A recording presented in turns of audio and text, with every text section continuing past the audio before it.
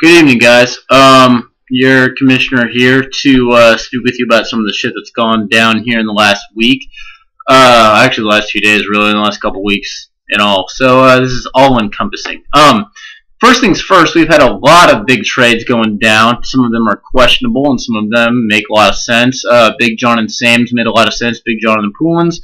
That was a big piece of contention, or big trade of contention there. What basically happened, it got vetoed, but it got vetoed because Yahoo only requires 4 vetoes for it to effectively get ended. And that's not in line with our code of conduct that we sent out. It requires 6. And we also use the forum as our official place to voice your dissension. And so, there have only been 3 people who have vetoed it via the message board. If you don't feel comfortable vetoing it publicly, feel free to send me a message in some way. Almost all of you should have my contact information one way or another. So go ahead and send me that if you don't want to go ahead and post it publicly. And I will let everyone know when someone has said something that they do not want to put on there. So the trade is back in effect. It has 3 people who are against it, and I'll give it about another, let's say, I don't know, 36 hours maybe. Sounds good. Maybe 48. I don't know. Anyway, vote on that trade if you're opposed to it. The other trades, I feel like we're giving Sam the league by giving him good running backs for mediocre wide receivers, but that's your call, not mine, and they are generally fair trades.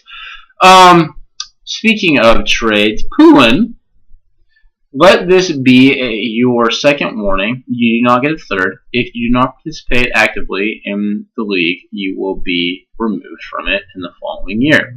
You have had ample time to remove Adrian Peterson from your lineup, not for 1 week, but for 2.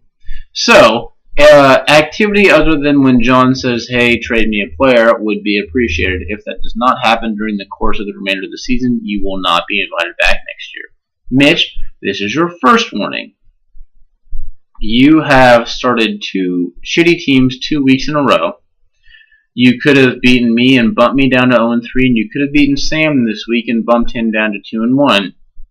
The fact that Sam is 2-1 is incredibly infuriating, especially when we're all handing him the league via trades. So, activity from both of you will be required going forward. Mitch, we will review your status at the end of the season. I understand that med school is tough and all that shit, but you are hopped up on amphetamines probably half the time, so you might as well fucking participate. When you sit down and take a shit, unless it's fucking plops out of you like you've been getting rammed in the ass Bill style for the last 5 years, you have no excuse but to sit there down on the fantasy football app and check your lineup.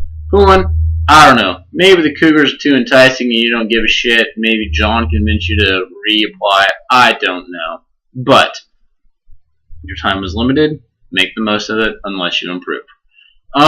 Roddy, nice job. I'm heavily convinced that Sam is telling you to be active when you are, but maybe you're not. You thought with the Cowboys last year and put your team in God's hands, and it didn't work out very well. This year you're taking a more active role.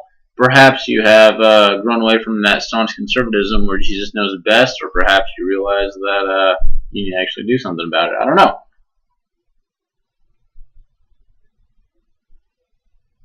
Anyway, the league's been crazy so far. We've got a couple undefeated teams. We've got some teams who looked really good on paper and are terrible.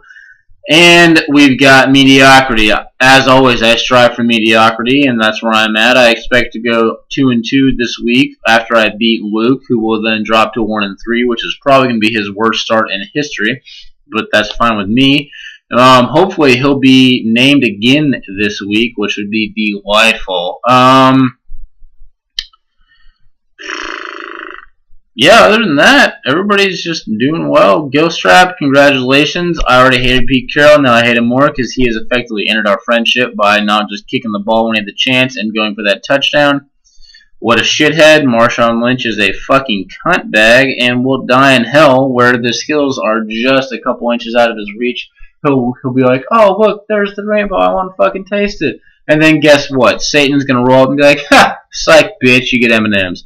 And Marshall Lynch can be like, "I hate chocolate. I don't want chocolate. I don't want peanut M&Ms. I want fucking Skittles." And they're gonna be like, "No, fuck you. Eat the M&Ms."